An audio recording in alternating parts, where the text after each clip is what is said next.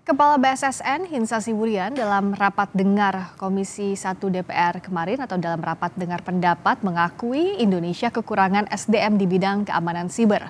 Politeknik siber yang dikelola BSSN setiap tahun hanya menghasilkan 100 lulusan, padahal kebutuhan ahli siber di Indonesia mencapai 8.000 orang per tahun.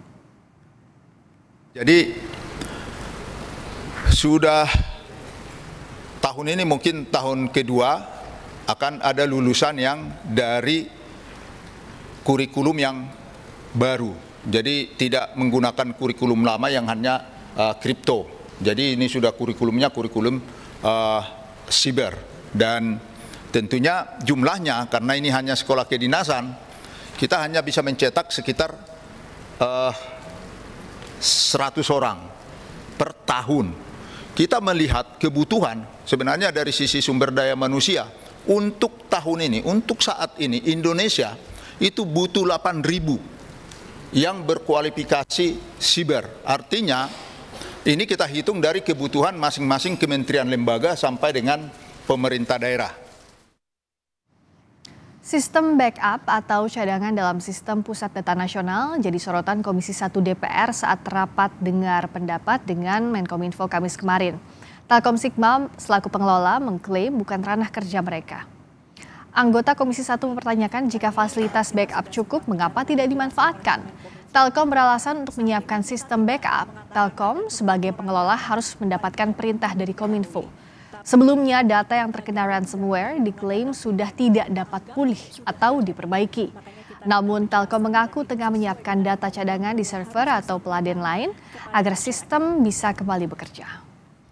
Merujuk pada penjelasan dari... Jadi kalau misalnya backup disediakan fasilitasnya cukup, mengapa tidak dipakai? Siapa yang harus mengorganisirnya? Siapa? Terus jangan bilang, oh ini mestinya tenan-tenan ini, yang ini. Enggak bisa, ini negara. Hal yang simpel yang bodoh saja ya. Handphone kita ini setiap beberapa waktu itu pasti otomatis diminta untuk diupdate, di backup datanya di cloud kita. Kok pemerintah memiliki data dengan jumlah triliunan tera tapi tidak ada backup datanya? Itu yang jadi pertanyaan kita semua. Sehingga di sana dalam konteks prosedur layanan diatur juga terkait backup itu memang harus ada permintaan.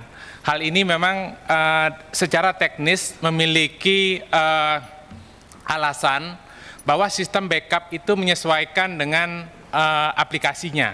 Jadi ada yang disebut dengan policy backup yang harusnya ditetapkan oleh pemilik aplikasi.